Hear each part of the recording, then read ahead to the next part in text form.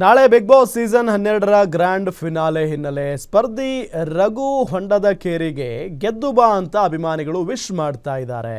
ಹಾವೇರಿ ತಾಲೂಕಿನ ಕುರುಬಗೊಂಡದಲ್ಲಿ ಅಭಿಮಾನಿಗಳು ಪಟಾಕಿ ಸಿಡಿಸಿ ರಘು ಪರ ಘೋಷಣೆಯನ್ನ ಕೂಗಿದ್ದಾರೆ.